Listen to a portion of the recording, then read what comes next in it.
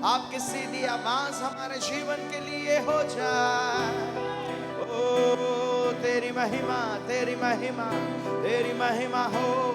प्रभु हम आपको आदर देते हैं, आपको सम्मान देते हैं, आपके नाम को हम ऊंचा उठाते हैं। प्रभु सब कुछ मिलकर आपकी महिमा के लिए होने पाए। हम जैसे आए वैसे नहीं, एक नए बदलाव के साथ यहाँ से जाने पाए। हमारी चाल चलन, हमारे जीवन में, हमारे स्वभाव में, हमारे हर एक कार्यों में प्रभु एक नए बदलाव को जो आज के दोपहर आप हमारे जीवन के लिए रखे हैं, एक नए बदलाव को हम अपने जीवन में पा सके। आज हम एक ऐसे निश्चय में आ सके जहां से प्रभु आप अपनी योग्यता को हमारे जीवन के लिए प्रकट कर सके। फिर से सारा आदर, सारी महिमा हम आपको देते हैं। सारी बातों के लिए प्रभु हम आप ही के नाम को ऊंचा उठाते हैं और कहते हैं प्रभु आप धन्य, महान और अद्भुत परमेश्वर हैं। और आप ही आज फिर से हम मेरे जीवन के लिए सारी बातों को प्रभु उस योग्यता में पूरा करें जैसा आपने ठहराया है। प्रभु हम आपको आदर और सम्मान देते हैं। सब कुछ प्रभु आपके आत्मा के नियंत्रण में होने पाए। सारी बातें मिलकर प्रभु आपकी महिमा का कारण होने पाए। सारे मिलकर कहें यीशु के नाम से मांगते हैं, आमीन, आमीन, आमीन। सो प्रभु हमारे व्यक्तिगत जीवन के लिए आज के दोपहर उस बात को ला सकें और हम अपने व्यक्तिगत जीवन में उस सत्य को जान सके जहां से परमेश्वर लगातार अपने वचन को हमारे लिए जीवित होने को प्रमाण जो है, या जहां जीवन का परिवर्तन परमेश्वर ने हमारे लिए रखा है, उस परिवर्तन को प्राप्त करने के लिए हम अपने जीवन में हर एक उस बदलाव को स्वीकार कर सकें जैसा प्रभु चाहता है। आमीन, हालेलुया। सो आज के सुबह के सेशन में आप सब लोगों ने एक बहुत से अद्भुत बातों को जाना कि परमेश्वर कुछ ऐसी घटनाओं को जो संसार के हर एक ज्ञान और बुद्धि से परे हैं, उसे परमेश्वर घटित करने के लिए अपने मन में उन बातों को रखता है।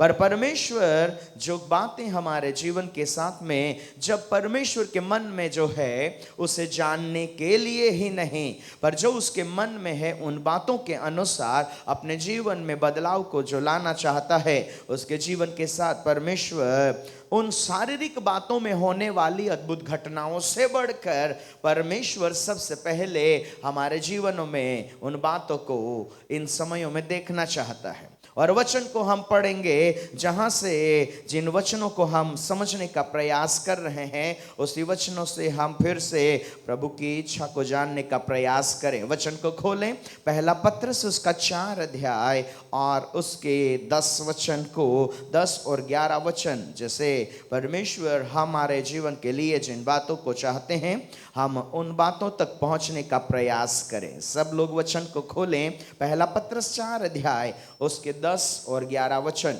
और वचन में ऐसा लिखा है, जिसको जो वरदान मिला है वह उससे परमेश्वर के नाना प्रकार के अनुग्रह के भले भंडारियों के समान एक दूसरे की सेवा में लगाए।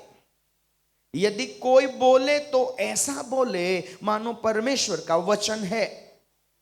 यदि कोई सेवा करे तो उस शक्ति से करे जो परमेश्वर देता है, जिससे सब बातों में यीशु मसीह के द्वारा परमेश्वर की महिमा प्रकट हो। महिमा और साम्राज्य युगानुयुग उसी का है, आमीन। वचन में ऐसा लिखा है, परमेश्वर का प्रेरित यहाँ कलीसियाओं को एक सत्य के बारे में प्रकट करता है।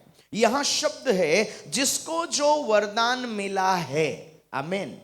परमेश्वर यहां अपने वचन के द्वारा प्रेरित जो उस सत्य को कलीसिया के सामने रखता है। यहां वरदान मांगने वाले लोगों के लिए नहीं, पर यहां वरदान पाए हुए लोगों के बारे में है। यहां उस सत्य को प्रकट किया जाता है कि जिसको जो वरदान मिला है। कलीसिया यहां एक उस सत्य के साथ अपने आप को जोड़ने के लिए तैयार हो कि यहां कलीसिया के हर सदस्यों के लिए परमेश्वर का प्रेरित कहता है कि जिस किसी को जो वरदान मिला है, परमेश्वर कलीसियाओं के लिए अलग अलग स्थान में जो बातों की आवश्यकता है उसके आधार से उनसे बात करता है। कोरिन्थियों के पत्र में जब हम पढ़ते हैं, वहां कलीसिया को परमेश्वर का प्रेरित वरदानों के बारे में लिखता है और उन्हें वरदानों की आवश्यकता है। तुम वरदानों में क्या क्या वरदानों को पाओगे, उसके लिए वो पत्र के द्वारा उनके जीवन के सामने उस बात को लाता है। पर यहां पत्रस वरदान पाए हुए लोगों से बात करता है, और वरदान पाए हुए लोग, इसका मतलब यह है कि उनके व्यक्तिगत जीवन में, हर एक के जीवन में कहीं ना कहीं परमेश्वर ने अपनी योजना के अनुसार उन वरदानों को उन्हें दिया है, जो वरदान मिला है।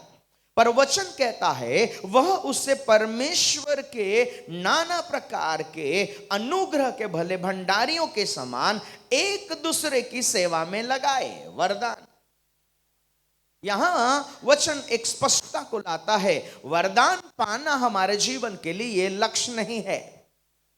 प्रेरित यहां एक सत्य को कहते हैं, वरदानों को पाना ही हमारे जीवन का लक्ष्य नहीं है, पर वरदान पाए हुए लोगों को उन वरदानों को किस रीति से कार्य में लाना है, वो सत्य भी हमें जानना चाहिए।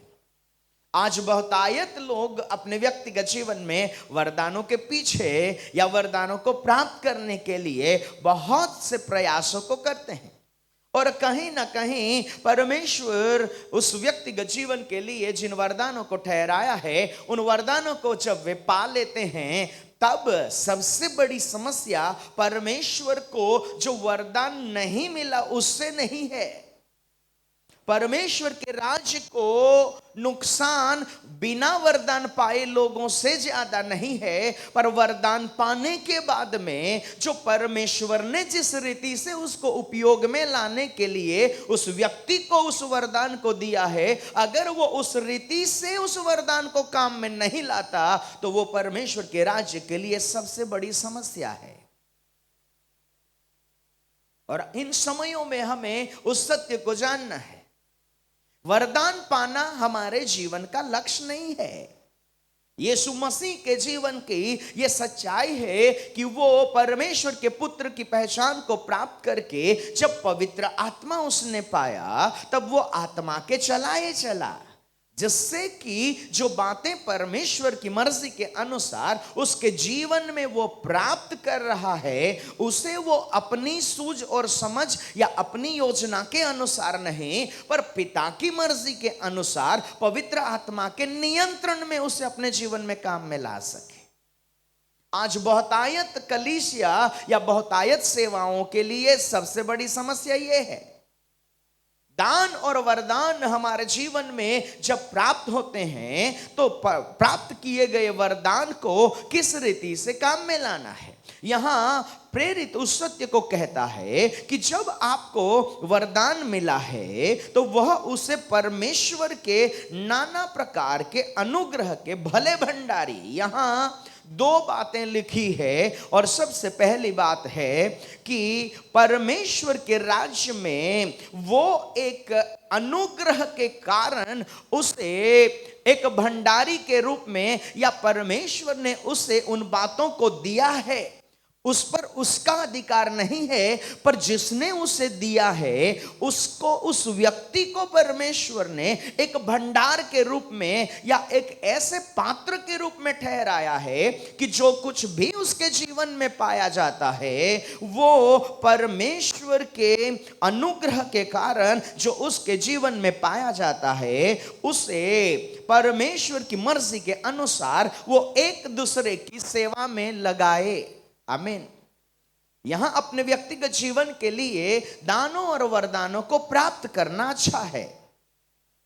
आज बहुत से लोगों के जीवन में अनेक प्रकार के दान और वरदान पाए जाते हैं।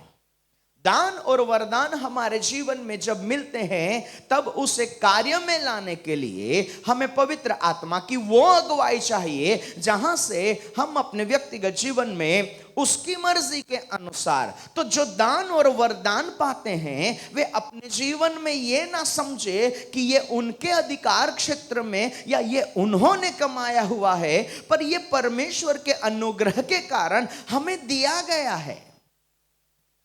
जैसे किसी स्थान में आप अपने व्यक्तिगत जीवन में भी उस सत्य को जानते हैं कि किसी भी चीज को एक स्थान पर इकट्ठा किया जाता है और जब वो इकट्ठा किए हुए भाग में पाई जाती है तब उसकी जरूरत के अनुसार आप अपने घर में बाजार से बहुत सी चीजें खरीद कर लेके आते हैं। और जब आप घर में खरीद के लाते हैं आप उसे घर में एक स्थान में, स्टोरेज में या किसी स्थान में आप उसे रख देते हैं। पर आप ऐसा नहीं करते कि जो लाए हैं वो सब का सब एक ही समय में काम में लाए, पर जो लाया गया है उसकी जरूरत के अनुसार उसका उपयोग होता है। और उस उपयोग को करने के लिए या उसे कार्य में लाने के लिए हम अपनी समझ से नहीं पर परमेश्वर के आत्मा की समझ जब हमें दी जाए तब वे परमेश्वर जिस रीति से हमें अगुवाई करे उसे जो हमें दिया गया है उसे कार्य में लाना है। बहुत से लोगों को अनेक प्रकार के वरदानों से परमेश्वर ने पवित्र आत्मा के द्वारा उन वरदानों को उन्होंने पाया है। आपको प्रभु ने जो कुछ भी दिया है प्राप्त करने के लिए आपने क्या प्रयास किया, ये आपका और प्रभु के बीच के रिश्ते के ऊपर आधारित है। पर आपने जब उसे पा लिया है अब परमेश्वर का वचन प्रेरित एक सत्य को कलीसिया को सिखाता है। ये किसी दास के लिए नहीं है, ये किसी सेवक के लिए नहीं, पर ये पूरी कलीसिया के लिए ये सत्य है। इसका मतलब ये वचन उस बात का प्रमाण देता है कि दान और वरदान पाना कलीसिया में किसी एक व्यक्ति या अगुवों के लिए नहीं पर पूरी कलीसिया के लिए ठहराया गया है। और जब किसी कलीसिया में एक प्रभु के जन के जीवन में दानों और वरदानों की बहुतायत हो तो वे अपने व्यक्तिगत जीवन में पूरी कलीसिया को उस दानों और वरदानों की बहुतायत में ले चलने की अगुवाई करने लगते हैं। पर वे कभी भी इस बात के लिए तैयारी नहीं करते कि जो मेरे पास है या जो मुझे दिया गया है वो हर एक के जीवन के लिए ठहराया है। तो उन लोगों को जो उनके साथ में जुड़े हुए हैं उनके जीवन को तैयार किया जाए ताकि जो कुछ भी पवित्र आत्मा या परमेश्वर की योजना में उन्हें प्राप्त हुआ है वो औरों के लिए जो कलीसिया के सदस्य हैं उनके जीवन में भी परमेश्वर अपनी योजना के अनुसार दे सके। दान और वरदान केवल उपयोग में लाने के लिए नहीं है पर उन दानों और वरदानों को परमेश्वर एक सत्य के तहत हमें देते हैं और वो शब्द है सेवा। सबसे महत्वपूर्ण सच्चाई है सेवा। आमीन। सेवा का मतलब ये होता है, सेवा उसे कहते हैं कि जिस कार्य को करने के कारण या जिस बातों को करने के कारण आप अपने जीवन में प्रतिफल की आशा ना रखें और उसे करें, उसे सेवा मानी जाती है। मैंने अगर कुछ किया है और मैं उसका अपने व्यक्तिगत जीवन में कुछ भी प्रतिफल पाने की इच्छा रखता हूं या मैं अपने व्यक्तिगत जीवन में उसके बदले में किसी और बात की अपेक्षा रखता हूं तो वो सेवा नहीं है। दानों और वरदानों का सबसे मुख्य आधार है सेवा। और सेवा अपने व्यक्तिगत जीवन के द्वारा की जाने वाले वो कार्य है जहां से आप अपने जीवन में परमेश्वर की मर्जी को या परमेश्वर के स्वभाव को प्रकट कर सकते। यीशु मसीह इस संसार में आए और उन्होंने जिन बातों को, जिन कार्यों को किया, यीशु मसीह ने अपने व्यक्तिगत जीवन में एक सत्य को प्रकट किया। वो सबसे पहले शारीरिक रीति से लोगों के जीवन में परिवर्तन लाने का कारण बना। जब एक अंधा उसके सामने आया और उस अंधे के सामने आने के समय में यीशु मसीह ने उसे जब आंखों की दृष्टि दी तो परमेश्वर के पुत्र यीशु मसीह उस अंधे से किसी बात के लिए वो इच्छा नहीं रखते थे कि मुझे उससे कोई फायदा होगा। सेवा अपने निजी फायदे के लिए किए जाने वाले कार्यों का हिस्सा नहीं है। अगर आप अपने व्यक्तिगत जीवन में दान और वरदान पाए हैं और उससे आप अपने व्यक्तिगत लाभ के लिए या व्यक्तिगत निज लाभ के लिए उसे उपयोग में ला रहे हैं तो वो परमेश्वर की दृष्टि में कहीं से सेवा नहीं है। आप परमेश्वर के अनुग्रह का दुरुपयोग कर रहे हैं। परमेश्वर ने जिन बातों को आप हमारे जीवन में दिया है उसका दुरुपयोग हो रहा है। सो परमेश्वर यहां सेवा शब्द को लाते हैं, और ये सेवा का मतलब ये नहीं जिसे इंसान या मनुष्य सेवा कहता है। सेवा का मतलब है परमेश्वर की दृष्टि में हम जो पुत्र यीशु के समान करें। इसलिए सेवाओं को देने का जो जिम्मेदारी है, पवित्र आत्मा दान और वरदान देते हैं, पर सेवा यीशु मसीह लोगों के जीवन में देने की योग्यता और अधिकार रखते हैं। पवित्र आत्मा सेवाएं नहीं देते, पवित्र आत्मा दान और वरदान देते हैं, पर यीशु मसीह सेवाएं देते हैं। आमीन। और उन सेवाओं को प्राप्त करने के लिए आपके व्यक्तिगत जीवन में या हमारे जीवन में जो सबसे महत्वपूर्ण सच्चाई ये है कि दान और वरदान हमारे जीवन में सेवा के लिए, जो सेवा हमारे जीवन में परमेश्वर की दृष्टि में सेवा है, उस सेवा को करने के लिए जिन दानों और वरदानों को हमने पाया है उसे उस रीति से कार्य में लाना है। दान और वरदान हमारी अपनी निज संपत्ति नहीं है। पवित्र आत्मा के द्वारा दी जाने वाले उन दानों और वरदानों को आप अपनी संपत्ति ना समझें। वे हमारे अधिकार क्षेत्र में जरूर है, पर वे केवल वचन कहता है कि तुम भले भंडारी कैसे बने? भंडारी मत बनो, भले भंडारी बनो। भंडारी का मतलब होता है जो कुछ भी उस स्थान में इकट्ठा है उस पर वो अपने आप को उस स्थान में प्रकट करता है कि ये सब कुछ मेरा है। पर भले भंडारी का मतलब ये है जिस किसी के कारण के लिए, जिस कार्य के लिए उसे वो दिया गया है और जिसके द्वारा दिया गया है, वो उसकी मर्जी के अनुसार उसको कार्य में ले आए। आमीन, हालेलुया।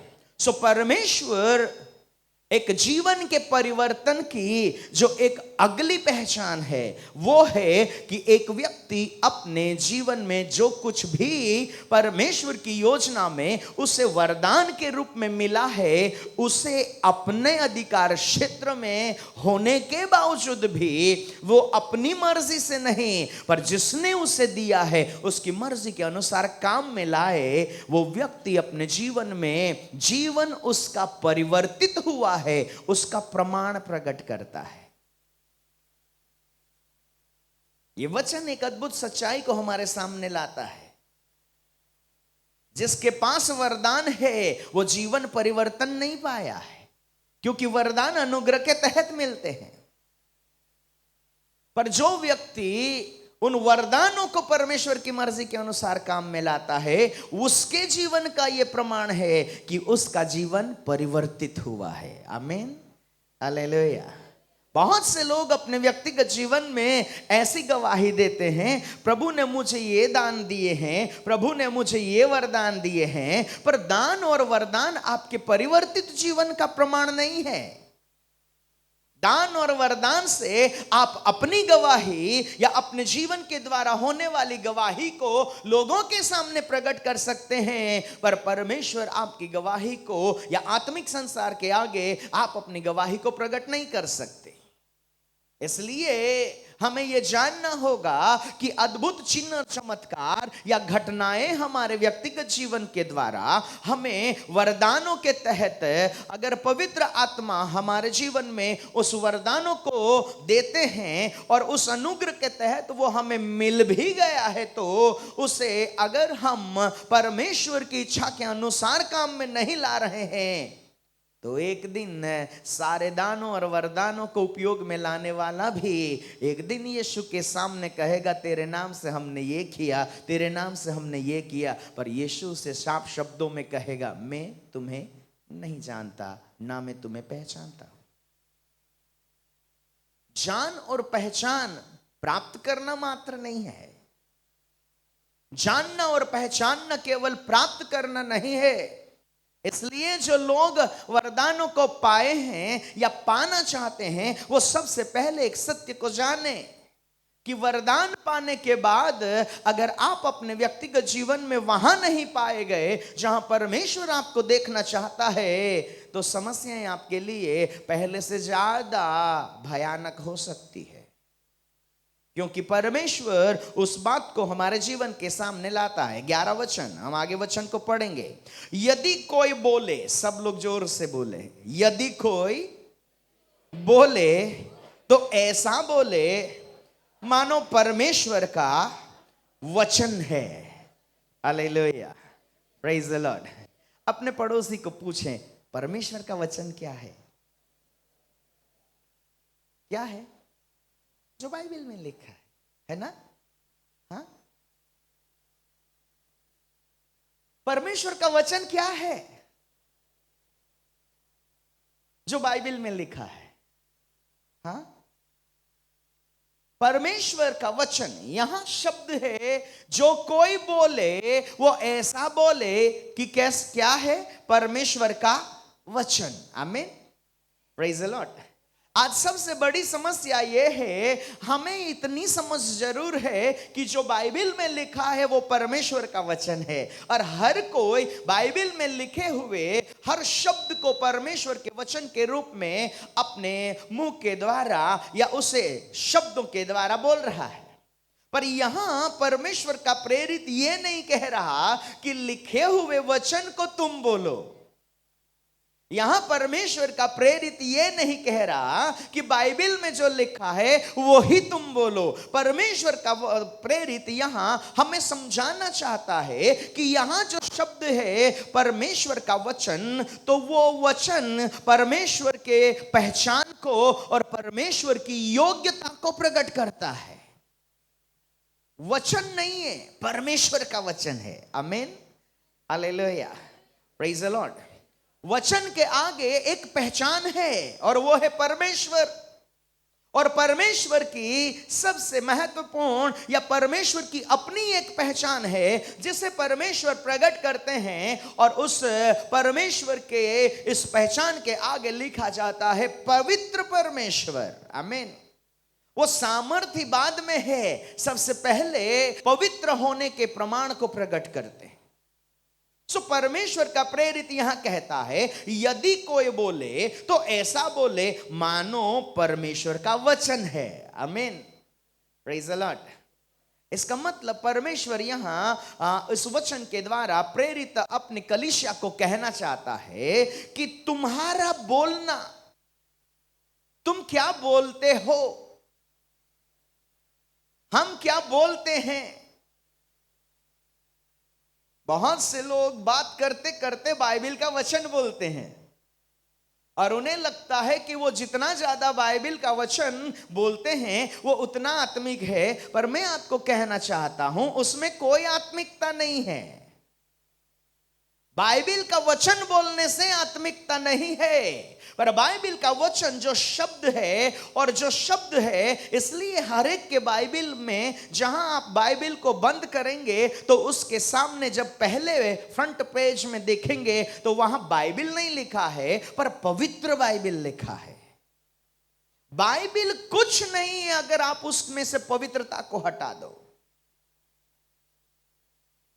वचन कुछ नहीं है अगर उसमें से आप पवित्रता को हटा दो। वो कितना भी सामर्थ्य हो सकता है पर उस सामर्थ्य से परमेश्वर की पहचान प्रकट नहीं हो सकती है।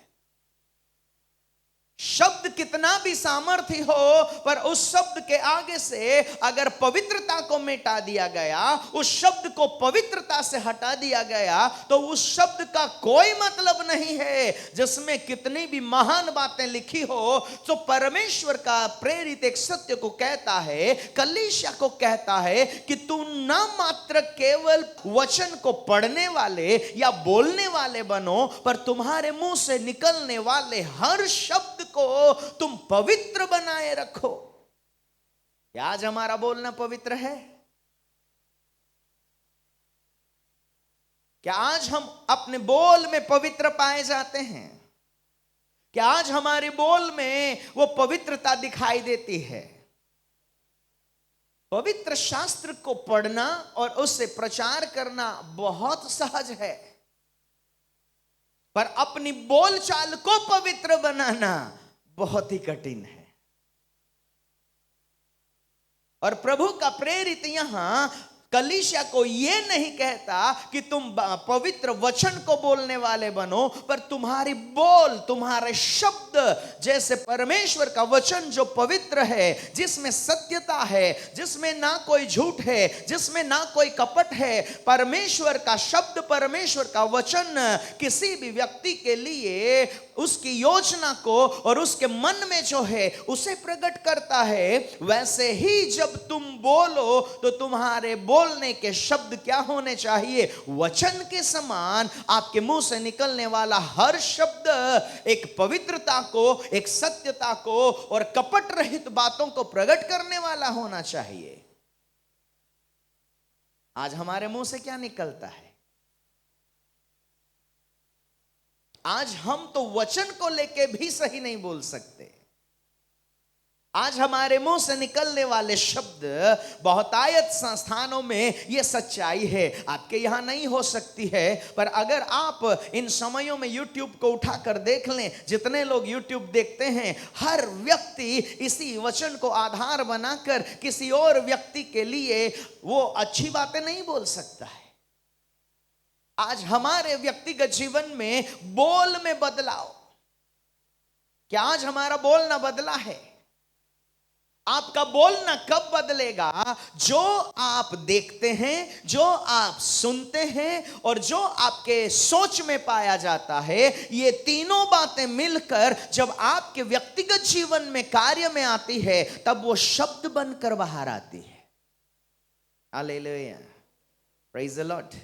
आज सबसे बड़ी बदलाव की आवश्यकता यह है, कई बार हम वचन तो पढ़ते हैं पर हमारी सोच में सच्चाई नहीं है, हमारी सोच में सत्यता नहीं है। कई बार हम अपने व्यक्तिगत जीवन में सोच में ठीक ठाक है तो हम सुनते सही नहीं है, हम गलत बातों को सुनते हैं। तो जिसका सुनना, जिसका देखना और जिसका सोचना, ये तीनों परमेश्वर की दृष्टि में शुद्ध, पवित्र, सत्य और कपट रहित या किसी भी रीति से अपने लाभ के ही लिए नहीं, पर परमेश्वर ने जैसा ठहराया है वैसे ही वो आपके जीवन में से शब्द बनकर निकले, तो ये प्रमाण है कि आपका जीवन परिवर्तित है। आमीन, hallelujah, praise the Lord, praise the Lord, praise the Lord. अपने पास बैठे व्यक्ति को छू कर कहें, शब्द जब निकलता है वो परमेश्वर के वचन के समान होना चाहिए। आमीन। बहुत से लोग हमें मिलते हैं और वो बात करते करते 10 मिनट की बात के बीच में वो 5 वचन बताते हैं। हमें लगता बाप रे बाप, हमको तो 5 वचन कभी याद भी नहीं रहते, ये तो 10 मिनट में 5 वचन बोल गए, कितने आत्मिक व्यक्ति है। बाद में पता चला 10 मिनट के बाद में और 2 मिनट अगर हम और ठहर जाएं, फिर उनमें के मुंह से निकलने वाले जो शब्द होते हैं ना, वो उनके जीवन के परिवर्तन को दिखाते हैं। हम कितने वचन बोलते हैं वो जरूरी नहीं है, हमारे मुंह से निकलने वाला शब्द। सो परमेश्वर का प्रेरित यहां कलीसिया को क्या कहता है कि तुम जब भी बोलो, यदि कोई बोले, यदि कोई बोले, इसका मतलब सब लोग बोल सकते नहीं, पर जो कोई बोले और जो बोलना चाहता है तो ऐसा बोले मानो परमेश्वर का वचन है। आगे वचन में पढ़ेंगे, यदि कोई सेवा करे, जोर से बोले, यदि कोई सेवा करे। आमीन। देखो, इन सभाओं में हम आपको प्रोत्साहित करने वाली बातें नहीं बोल सकते, क्योंकि ये सभाएं बहुत ही उस गहराई से जो चीजें हमारे जीवन में बहुत तलछट्टे में जो चिपक के बैठी ना, उसको कुरेद कुरेद कर निकालने वाले समय है। इसलिए थोड़ा कठिन जरूर लगेगा, पर एक बार वो जो कचरा तलछट्टी में बैठा हुआ है ना, उसको कुरेद कर निकाल देंगे ना, फिर जब प्रभु भरेगा, जो आनंद आएगा, मैं आपको सच कहना चाहता हूं, आपको भूल जाएंगे। ऐसे प्रभु आपको उस ऊंचाई के लिए तैयार करेगा। मोसेस के जीवन में बाहर से कुछ नहीं था, पर उसकी तलछट्टी में बहुत कुछ था, इसलिए उसको 40 साल लगे थे। जिसके जीवन के लिए जितनी तैयारी का समय ज्यादा लगता है ना, उतना ही कचरा उसके तल्ले में होता है। इसलिए अपने व्यक्तिगत जीवन में खोजना सीखें। बाहर से सफाई हर व्यक्ति को अच्छी लगती है, पर अंदर से आपका जीवन क्या है, उससे पवित्र आत्मा खोज निकालता है। कई बार हम किसी व्यक्ति से बात करते हैं, बात यहां बोलने की है। किसी व्यक्ति से जब आप बात करते हैं, आप उसके साथ शब्दों से तो बड़े प्यार से बोल रहे हैं, पर आपके हृदय में उस व्यक्ति के लिए क्या है। इसलिए परमेश्वर का वचन यहां प्रेरित के द्वारा कहता है, कलीसिया के लोग या प्रभु के भवन में जो उसके शरीर के अंगों के रूप में पाए जाते हैं, वो बात भी करें तो वो अपने जीवन में एक सत्य को जाने कि जो जो वो बोलते हैं वो उनके व्यक्तिगत जीवन के अंदर भी होना चाहिए। कई बार जो हमारे जीवन में नहीं होता है ना, हम उसको बड़े जोर शोर से प्रचार करते हैं। पर मैं आपको कहना चाहता हूं, वो सबसे बड़ा झूठ है, वो सबसे बड़ा झूठा है। जिस चीज का मेरे व्यक्तिगत जीवन में स्थान नहीं है, हम सरल भाषा में कहना चाहते, अगर मैं प्रेम की प्रचार करूं, मैं प्रेम के बारे में बताऊं और वो प्रेम मेरे जीवन का अनुभव नहीं है, तो मैं सबसे बड़ा झूठा व्यक्ति। हो सकता है मैं वचन से प्रचार, हम अगर आत्मिकता का प्रचार करते हैं, हम बड़ी आत्मिक बातों का प्रचार करें, पर उन आत्मिक बातों का अनुभव हमारे खुद के जीवन में ना रखें, तो हम प्रभु की दृष्टि में सबसे बड़े झूठे हैं। इसलिए प्रभु के लोगों को बोलने से पहले या प्रभु के घर के सदस्यों को बोलने से पहले अपने जीवन में झांकना चाहिए। आमीन, हालेलुया, प्रेज द लॉर्ड। इसलिए वचन ये भी कहता है कि सब लोग प्रचारक ना बने, क्योंकि प्रचारक को आदत होती है बहुत ज्यादा बोलने की, और जो वो बोलता है अगर वो उसके जीवन में नहीं होता है, तो वो प्रभु के सामने और प्रभु के लोगों के सामने और आत्मिक संसार के सामने अपने व्यक्तिगत पहचान को दोषी के रूप में प्रकट करता है। और ऐसे व्यक्तियों के कारण दुष्ट को परमेश्वर के सामने दोष लगाने के लिए खड़ा होने का मौका मिलता है। Hallelujah, praise the Lord. अपने पास बैठे व्यक्ति को छू कर कहें, हमारी गवाही से, हमारे बोलने से किसको मौका मिलता है? हाँ? जो बातें आपके जीवन में नहीं है, इसलिए वहां वचन में लिखा है, जिसको जो वरदान मिला है, तुमको जो मिला है उसको अपने व्यक्तिगत जीवन में परमेश्वर के योजना के अनुसार कार्य में लाए। जो नहीं मिला है उसके बारे में अपने व्यक्तिगत जीवन में उन बातों को प्रकट करने का प्रयास ना करें। इन दिनों में सबसे बड़ी समस्या है, हर व्यक्ति भविष्यवक्ता बन जाता है, हालांकि उसको खुद को अपने जीवन के बारे में कुछ नहीं मालूम है। आज बहुत से ऐसे लोगों से भेंट हो जाती है और वो बोलते हैं, प्रभु मुझे आपके जीवन के लिए ये बताते हैं। मैंने कई लोगों को एक ही बात कहा, मेरे प्रिय भाई, पहले अपनी पत्नी और बच्चों के लिए क्या प्रभु बोलता है वो जान लो, फिर दूसरों को बताना। हमें अपनों के बारे में कुछ नहीं मालूम, हम परायों के बारे में बड़ी बड़ी बातें बोलते हैं। हमें समझ में नहीं आता, परमेश्वर दूसरों के बारे में सब कुछ प्रकट करते हैं और हमारे जीवन के बारे में कुछ नहीं बोलते। इन दिनों में यह सबसे बड़ी समस्या है। हर किसी को दूसरों के जीवन के बारे में बोलना, हर किसी को दूसरों के जीवन में झांकना बड़ा अच्छा लगता है, पर सच्चाई यह है, एक व्यक्ति जब तक अपने जीवन को इतनी करीबी से ना जाने कि जितना परमेश्वर तुमको जानता है, तब तक परमेश्वर के राज्य में उस व्यक्ति को परमेश्वर कभी यह अधिकार नहीं देता। वो परमेश्वर के इतने निकट होना चाहिए, उसके व्यक्तिगत जीवन में पवित्र आत्मा के साथ उसका रिश्ता इतना घनिष्ठ होना चाहिए। आमीन, हालेलुया। अपने पास बैठे व्यक्ति को छूकर कहें, जितना आप हमारे करीब हो उससे कई गुना पवित्र आत्मा मेरे निकट होना चाहिए। Hallelujah. Praise the Lord. So प्रभु हमारे जीवन में क्या कहते हैं कि इन समयों में जो हम समझने का प्रयास कर रहे हैं कि जो कोई व्यक्ति अपने जीवन में क्या पाए, अगर वो उसने दान वरदानों को पाया है तो उसे सही रीति से काम में लाए। यदि कोई बोले तो ऐसा बोले तो बोलने वाले व्यक्ति के जीवन के लिए परमेश्वर का वचन, और यदि कोई सेवा करे तो उस शक्ति से करे जो परमेश्वर देता। कौन देता है? हालेलुया। कौन देता है? सेवा करने के लिए शक्ति कौन देता है? क्या आज सेवाएं परमेश्वर के द्वारा दी गई शक्ति के आधार से हो रही है? हम कौन सी सेवाओं के पीछे भाग रहे हैं?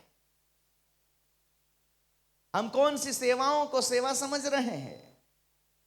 सेवा का मतलब ये नहीं कि वो शब्द से पहचानी जाए।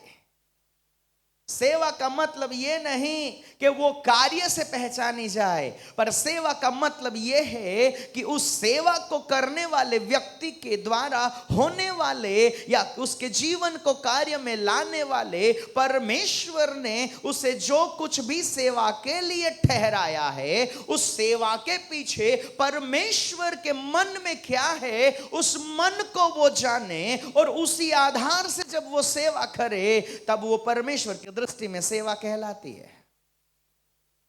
हालेलुया। यीशु मसीह सेवा करने नहीं पर पिता उससे सेवा करवाता है। आमीन। यीशु मसीह सेवा करने नहीं आया था। अगर उसे सेवा ही करने के लिए पिता ने भेजा था तो वो 30 साल तक माता पिता के घर में नहीं रहता। हमारी तरह 14-15 साल के बाद में नियम शास्त्र तो वो जानता था, उसके पास सारी बातें मूसा के नियम शास्त्र के अनुसार वो हर एक बातें उसके व्यक्तिगत जीवन में पाई जाती थी। अगर वो सेवा ही करने आया था तो वो उसी समय से सेवा शुरू कर सकता था। आज हम किसे सेवा समझ रहे हैं, या आज प्रभु के भवनों में कौन सी सेवा हो रही है? क्या प्रभु उसे सेवा मानता भी है?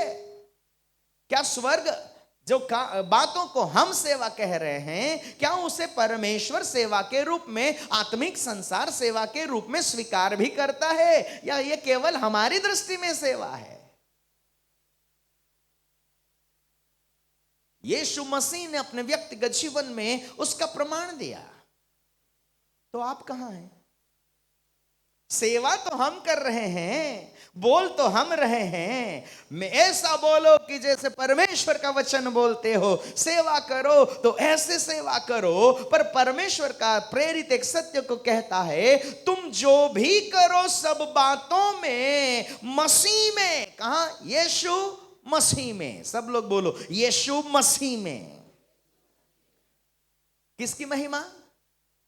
परमेश्वर की महिमा।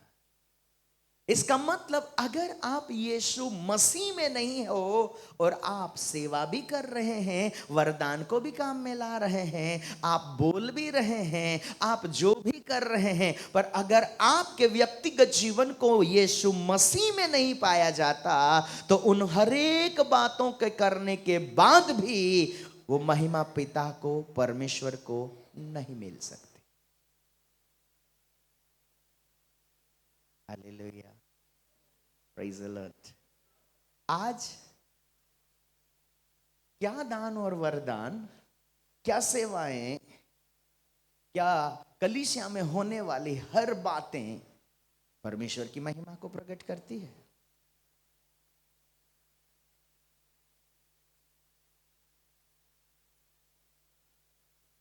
क्या जो कुछ भी हम कलीसिया के रूप में करते हैं उससे परमेश्वर को महिमा मिलती है? सोचो,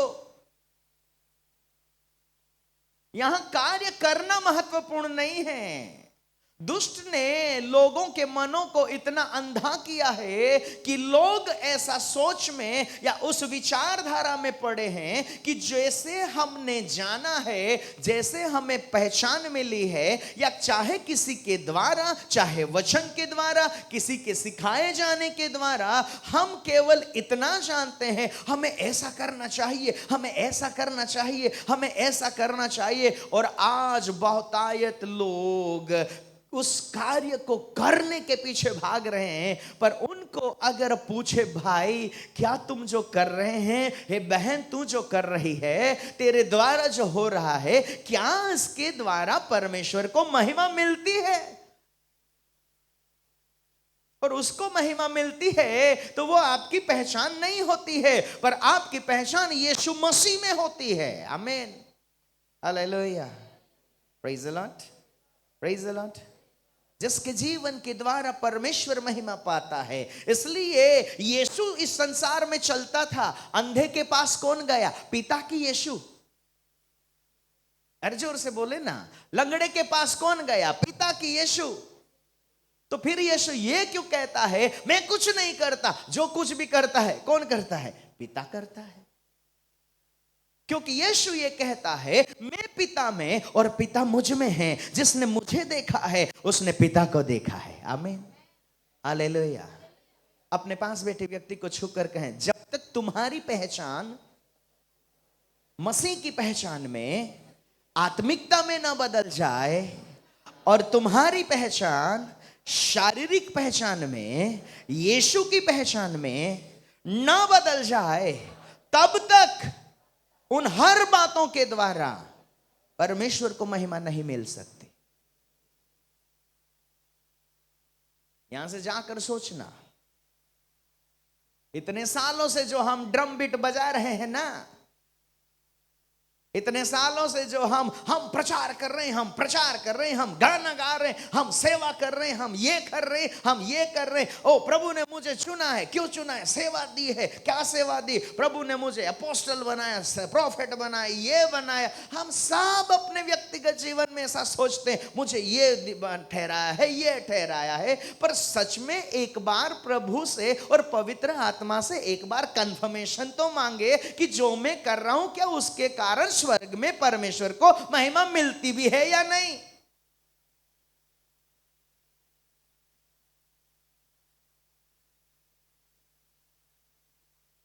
hallelujah, praise the Lord, praise the Lord. ये गाना गाने से महिमा नहीं हो जाएगी, ये प्रचार करने से महिमा नहीं हो जाएगी, ये सुनने सुनाने से महिमा नहीं हो जाएगी, ये ताली बजाने से भी महिमा नहीं हो जाएगी। पर उस महिमा को होने के लिए परमेश्वर का प्रेरित जो 4 अध्याय में जिस स्वभाव के परिवर्तनों के बारे में, या जीवन में जिस परिवर्तन को परमेश्वर देखना चाहता है, अगर वो परिवर्तन है तो उन परिवर्तन के आधार के बाद उस परिवर्तनों की नींव जिसके जीवन में पाई जाती है, और जिस पात्र को इस नींव के ऊपर रखा गया है, उस पात्र में जो परमेश्वर भरता है, और भरे जाने वाला व्यक्ति अपने आप को एक भले भंडारी के रूप में तैयार करे, और वो खुद भंडार का मालिक नहीं, पर वो भला भंडारी बने, और वो परमेश्वर की योजना के अनुसार उन दानों और वरदानों को अपने जीवन में कार्य में लाए। उसका बोलना ऐसा हो मानो परमेश्वर का शब्द हो। ऐसी रीति से अगर कोई व्यक्ति अपने जीवन में मसीह की पहचान में, शरीर में यीशु के समान और आत्मिकता में मसीह के समान अपने व्यक्तिगत जीवन को तैयार करता है, तब उसके द्वारा किए जाने वाली हर बातें परमेश्वर की महिमा बन जाती है। और यहां वचन में लिखा है आमीन। क्या लिखा है? पहले नहीं लिखा। तुमने दान और वरदान पाया, आमीन नहीं लिखा है। तुमने सेवा पाई, आमीन नहीं लिखा है। पर जब तुम अपने व्यक्तिगत पहचान को यीशु मसीह की पहचान में अपने जीवन को तैयार करने में सफल हो जाओ, और फिर उन बातों को अपने जीवन को कार्य में लाओ, तब यहां वचन कहता है आमीन। आमीन। सब अपने पड़ोसी की ओर देख कर कहें, हर प्रार्थना में आमीन होता है, पर यह जीवन का आमीन है। हालेलुया। हंसते हुए अपने पड़ोसी को देखो, बहुत आमीन बोलते हो। जीवन में आमीन है क्या? हाँ? आमीन का मतलब है जैसा वो चाहता है वैसा हमारे जीवन में है और हम उसी के साथ सहमत हैं। आमीन। आमीन का मतलब क्या होता है? जो वो बोलता है उसे मैं स्वीकार करता हूं, वो जो कहता है वैसा मैं करता हूं, वो जैसा देखता है वैसे मेरे जीवन में है। और ये बातें जब उसकी मर्जी के अनुसार सारी बातें मेरे जीवन में है तो मेरा जीवन आमीन होता है। आमीन। हालेलुया। Praise the Lord. थोड़ा पड़ोसी को छू कर कहें, तुम्हारा जीवन आमीन बनना चाहिए। हालेलुया। Praise the Lord. आज हमारा जीवन क्या है? आज हमारे जीवन की पहचान क्या है? आज हमारे व्यक्तिगत जीवन में जिस नींव को परमेश्वर देखना चाहता है, क्या वो हमारे जीवन के अंदर पाया जाता है? और ऐसे जो परमेश्वर की महिमा के लिए यीशु मसीह के द्वारा परमेश्वर की महिमा प्रकट हो। आमीन। Praise the Lord. सब लोग बोले क्या हो? प्रकट। प्रकट हो। किसकी महिमा प्रकट हो? परमेश्वर की महिमा प्रकट हो। तो कहां प्रकट होगी? स्वर्ग में कि हमारे जीवन के द्वारा? हाँ, अरे बोलो ना, कहां प्रकट होगी? हमारे जीवन के द्वारा। तो क्या आज हमारे जीवन के द्वारा परमेश्वर की महिमा प्रकट होती है? तो आखिर यह महिमा है क्या? आमीन। अगले सत्र में समझने का प्रयास करेंगे कि ये महिमा है क्या, जिसको हम महिमा महिमा महिमा महिमा बहुत बोलते हैं। महिमा बोलने से सब व्यक्ति ऐसा सोचते हैं जो जितना ज्यादा महिमा बोलता है वो इतना ज्यादा आत्मिक है, पर उसे भी समझ में नहीं आता है कि महिमा आखिर है क्या। उसकी महिमा और जिसके महिमा को प्रकट होना है, इसका मतलब वो हमारे जीवन के अंदर मसीह यीशु की पहचान के द्वारा परमेश्वर की महिमा बाहर नहीं है। परमेश्वर के पुत्र यीशु में महिमा बाहर नहीं थी, पर परमेश्वर के पुत्र यीशु में महिमा अंदर थी। और वो जीवन जो परिवर्तित जीवन है, जो जीवन जो परिवर्तित जीवन है, जिसका स्वभाव मनुष्य के स्वभाव से बदलकर परमेश्वर के स्वभाव में बदल जाता है, उसके अंदर महिमा रहती है। आमीन। और जिसके अंदर महिमा है वो ही उस महिमा को प्रकट कर सकता है। हालेलुया। Praise the Lord. बाकी सब लोग स्वर्ग में प्रभु की महिमा उसी को देखना चाहते हैं। स्वर्ग में प्रभु की महिमा है, ओ प्रभु की महिमा ये है, प्रभु की महिमा ये है। पर परमेश्वर की योजना वो महिमा को बाहर रखना नहीं, परमेश्वर की योजना हमारे अंदर उसकी महिमा होनी चाहिए। आमीन। यीशु मसीह जब तक इस संसार में रहा, महिमा उसके अंदर थी। तो हम और तुम जब तक इस संसार में रहेंगे ना, उसकी महिमा हमारे अंदर निवास करनी चाहिए। तब यीशु मसीह जैसे अपने व्यक्तिगत जीवन में पिता के पास जाने का समय आया, जो महिमा उसके अंदर थी, वो महिमा इस संसार से जाने से पहले उसने उसका प्रमाण दिया कि मेरे अंदर परमेश्वर की महिमा है। आप इस संसार को छोड़कर जाएं ना, उससे पहले आपको एक गवाही छोड़कर जाना पड़ेगा कि मेरे अंदर परमेश्वर की महिमा है। तभी आपको समझ में आएगा, तभी आपको प्रमाण मिलेगा। अगर आपके अंदर परमेश्वर की महिमा है ना, उसी का मुर्दा महिमा में एक दिन जिएगा। बाकी जिसके अंदर महिमा नहीं है, उसका मुर्दा जरूर जिंदा होगा पर महिमा में जिंदा नहीं होगा। मरने से पहले एक सच्चाई को जानकर जाना, धोखा ना खाना। अगर आप अपने व्यक्तिगत जीवन में उस महिमा के अनुभव को अपने जीवन में नहीं पाए और इस संसार को छोड़ दिए, तो हमें जान लेना चाहिए कि हम जिंदा जरूर हो सकेंगे पर उस महिमा में प्रवेश नहीं कर पाए। क्योंकि वचन लिखा है, महिमा प्रकट हो, महिमा और साम्राज्य युगाना युग उसी का। महिमा और साम्राज्य युगाना युग। महिमा किसके साथ है? साम्राज्य के साथ, परमेश्वर के राज्य के साथ। आमीन। सो परमेश्वर के राज्य में हमें महिमा की पहचान चाहिए, और परमेश्वर का प्रेरित परिवर्तित जीवन के द्वारा न केवल आप प्रेम करने वाले रहो, न केवल आप अपने व्यक्तिगत जीवन में दान वरदान पाने वाले रहो, न केवल आप अपने व्यक्तिगत जीवन में सेवा करने वाले रहो, न आप अपने व्यक्तिगत जीवन में केवल बोलने वाले रहो, पर आपके जीवन में इन सारी बातों को प्राप्त करके आप उस महिमा को जो परमेश्वर ने पुत्र यीशु के अंदर पवित्र आत्मा के द्वारा जो जीवन उत्पन्न हुआ था, वो ही जो उसकी महिमा है, वो ही महिमा जो परिवर्तित जीवन है, वो हमारे जीवन में जब आप पवित्र आत्मा के पूरे नियंत्रण में आकर आप अपने जीवन में उस परिवर्तित जीवन को उत्पन्न करने वाले हो जाए, तब आपके जीवन में वो महिमा दिखाई देगी, और वो ही महिमा आपके जीवन के लिए साम्राज्य के साथ या परमेश्वर के राज्य के साथ जोड़ने का कारण हो जाएगी। इस देह से कोई लाभ नहीं है।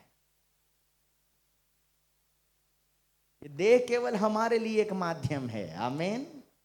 ये देह की आवश्यकता हमें इसलिए है कि उसके अंदर एक महिमामय जीवन को हमें पवित्र आत्मा के द्वारा उत्पन्न होने के लिए इसकी जरूरत है। ये हमारा लक्ष्य नहीं है, इसलिए उसको इतना ही आदर और सम्मान दे जिसका वो हकदार है। आमीन। बुरा मत मानना, पर सच्चाई यही है। देखो, मिठाई और मिठाई का डब्बा, मिठाई का वैल्यू अलग है, मिठाई के डब्बे का वैल्यू अलग है।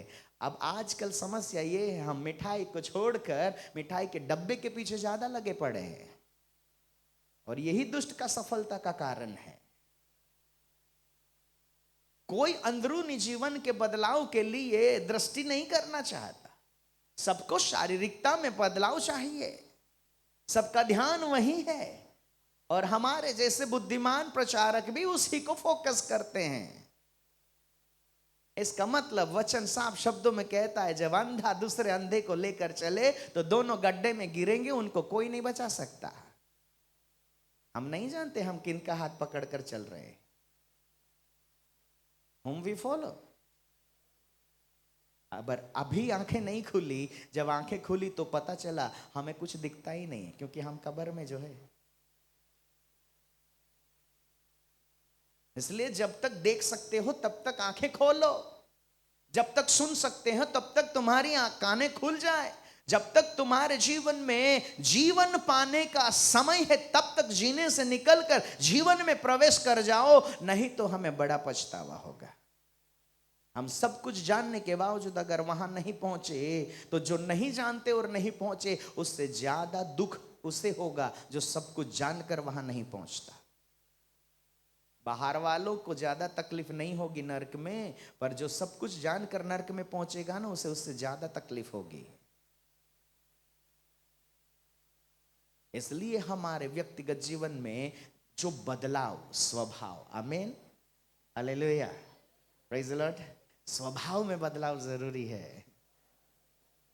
ये स्वर्ग में, आत्मिक संसार में और परमेश्वर के आगे हमारी गवाही प्रकट करता है। उसी के आधार से महिमामय यीशु हमें जानता और पहचानता है। आमीन। इसलिए यीशु ने क्या कहा, मैं तुम्हें नहीं जानता। क्यों? क्योंकि भूत तो निकाल रहे थे पर जीवन में परिवर्तन था ही नहीं। बीमारों को चंगा तो करते थे पर झूठ इतना ही बोलते थे। अन्य भाषा तो गोलीबारी की तरह करते थे, पर मुंह से आज भी दूसरे के लिए कपट के शब्द बोलना नहीं छूटा है। वचन खोलकर प्रकाशित वाक्य प्रचार करेंगे, पर दूसरे के लिए मन में कपट लेकर जरूर जिएंगे।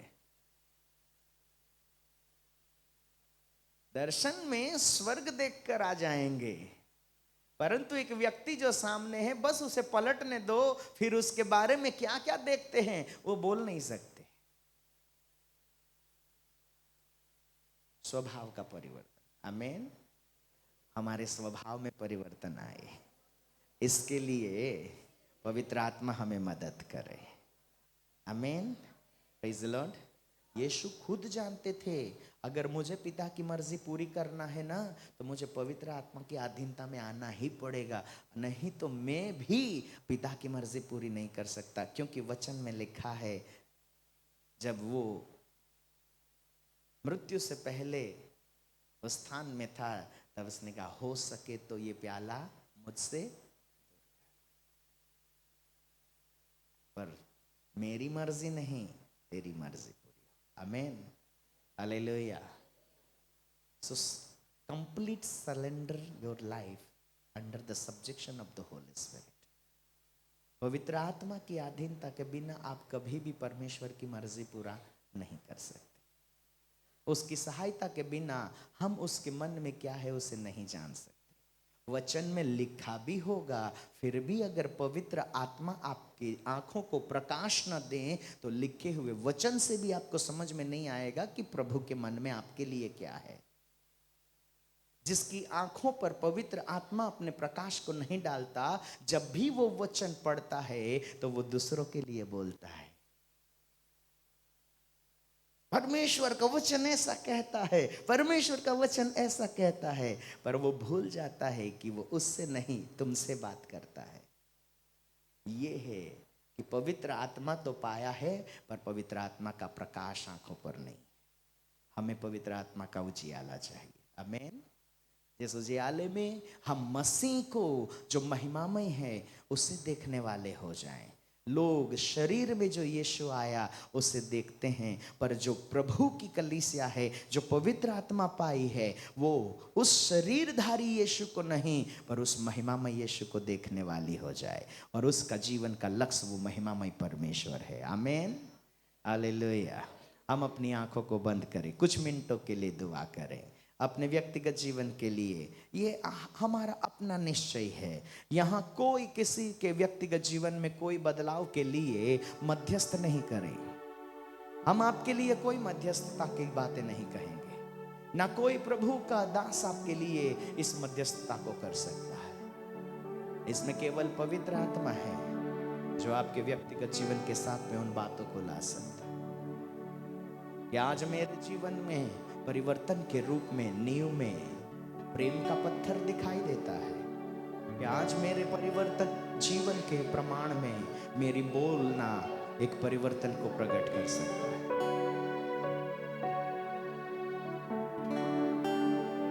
आपको वरदान मिले हैं तो क्या इन वरदानों को हम उसकी मर्जी के अनुसार काम में ला सकते हैं? Thank you Jesus. हम अपने अपने व्यक्तिगत जीवन को झांकना शुरू करें, हम अपने व्यक्तिगत जीवन को देखना शुरू करें। कुछ समय है, हमें अपने आप को देखना है। हमें जरूरत नहीं हम किसी और की ओर दृष्टि करें, हमारे व्यक्तिगत जीवन में जरूरत है हम अपने आप को देखें, और जहां से हमें परमेश्वर जिन बातों में बदलाव के लिए तैयार करना चाहता है। Thank you Jesus, thank you Holi spirit God. Oh hallelujah, hallelujah, hallelujah। प्रभु तेरी महिमा हो, तेरी महिमा हो। प्रभु हमें आपकी महिमा समझ में आ जाए, हमें पिता की महिमा समझ में आ जाए, हमें यीशु की महिमा समझ में आ जाए। हमारे लिए जिस महिमा को आपने रखा है वो महिमा हमारे समझ में आ जाए। आज हम अपने व्यक्तिगत जीवन में उस सत्य को जाने, क्या हम जो कर रहे हैं वो सारी बातें प्रभु की महिमा को प्रकट कर रही है? हमारे द्वारा किए जाने वाले हर वो बातों के द्वारा क्या परमेश्वर को महिमा मिल रही है? चाहे मैं प्रार्थना करूं, चाहे मैं आराधना करूं, चाहे मैं प्रचार करूं, चाहे मेरे व्यक्तिगत जीवन में दानों और वरदानों की बहुतायत हो और उन दानों और वरदानों को मेरे जीवन में उपयोग में लाया जाए, क्या उनके द्वारा परमेश्वर महिमा पा रहा है? क्या उन बातों के द्वारा परमेश्वर को महिमा मिल रही है? ओ हालेलुया। मेरा उठना बैठना तू जानता है। Thank you Jesus. प्रभु हमारी ओर दृष्टि लगा रहा है। आज प्रभु की दृष्टि हमारे मनों पर है। आज प्रभु की दृष्टि हमारे चाल चलन पर है। आज हमारे पर दृष्टि प्रभु की हमारे शब्दों के ऊपर है। जो हम बोलते हैं वैसा हमारा जीवन है। अगर ऐसा हमारा जीवन नहीं है तो हमें अपने शब्दों को बदलना होगा, हमें जीवन को बदलना होगा। अगर हमारे जीवन में वो बातें नहीं पाई जाती तो उसे कहने का अधिकार हमें नहीं मिलता, क्योंकि परमेश्वर का वचन कहता है जो तुम बोलो वो पवित्रता के आधार से हो। बोलना आवश्यक नहीं, पवित्रता उसके आधार है, उसकी नींव है। क्या आज हमारे रिश्तों में पवित्रता दिखाई देती है?